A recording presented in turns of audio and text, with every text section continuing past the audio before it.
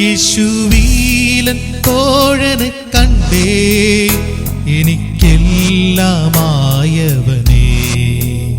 10,000-ങ്ങളിൽ ഏറ്റവും സുന്ദരനേ.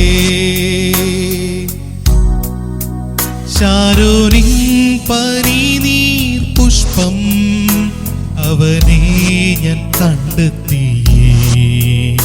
10,000-ങ്ങളിൽ ഏറ്റവും സുന്ദരനേ.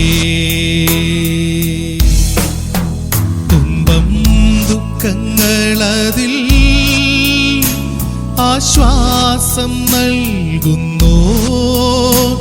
എൻ രോഗമെല്ലാം ചുമക്കാമെന്നേറ്റവൻ.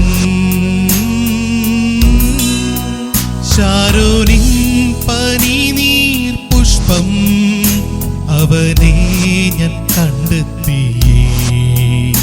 10,000-ങ്ങളിൽ ഏറ്റവും സുന്ദരനേ.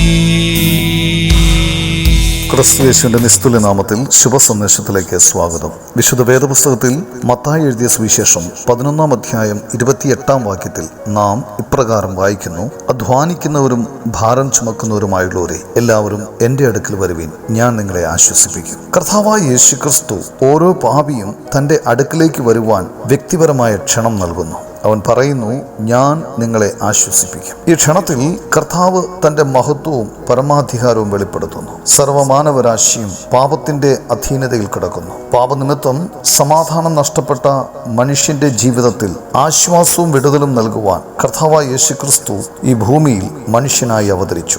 മനുഷ്യന്റെ പാപത്തിന്റെ ശിക്ഷ സ്വയം ഏറ്റെടുത്ത് ക്രൂശിൽ മരിച്ചു. 3-ാം ദിവസം മരിച്ചവരുടെ ഇടയിൽ നിന്നും ഉയർത്തെഴുന്നേറ്റു. അവനിൽ വിശ്വസിക്കുന്നവർക്ക് പാപക്ഷമ നൽകുന്നു. അവർ ദൈവ പൈതലായിത്തീരുന്നു.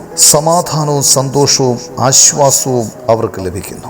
ഈ യേശുവിനെ നിങ്ങളുടെ ജീവിതത്തിലും രക്ഷിതാവും കർത്താവുമായി സ്വീകരിച്ച് അനുഗ്രഹിക്കപ്പെടുവാൻ ദൈവം നിങ്ങളെ സഹായിക്കട്ടെ.